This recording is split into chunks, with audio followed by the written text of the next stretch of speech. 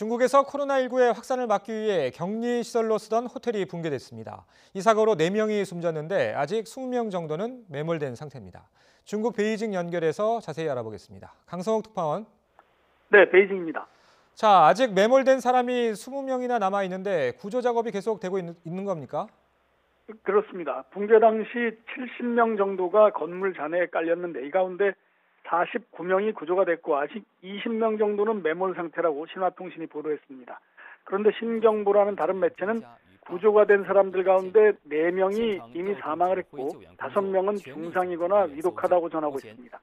현장에는 1000명 정도의 구조 요원들과 중장비가 동원돼 구조 작업이 지금도 계속되고 있습니다. 조사 결과 7층짜리 이 호텔 건물 1층에서 내부 공사가 진행되고 있었고 현지 매체들은 건물이 단 몇 초 만에 폭삭 무너져 내렸다 이렇게 전하고 있습니다.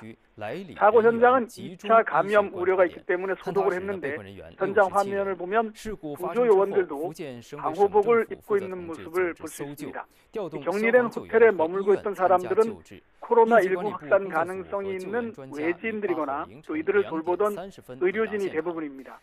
중국은 자국 내의 다른 중점 관리 지역에서 온 사람들도 이렇게 시설 격리를 해왔는데 아마 사고 호텔에 머물렀던 사람들도 대부분 내국인인 것으로 추정이 됩니다.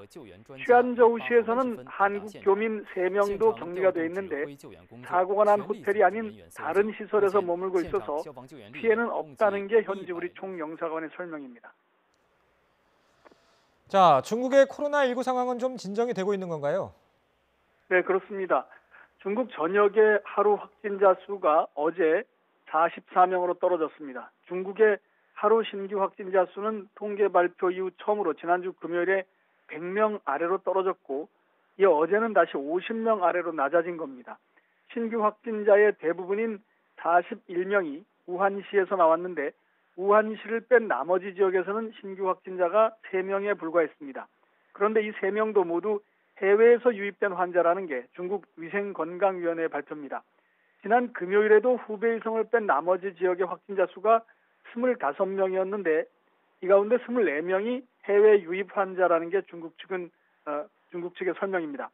중국은 현재 한국과 일본 그리고 이란, 이탈리아를 중점 국가로 분류해서 이 지역 입국자들에 대한 격리를 포함한 검역을 계속 강화하고 있습니다.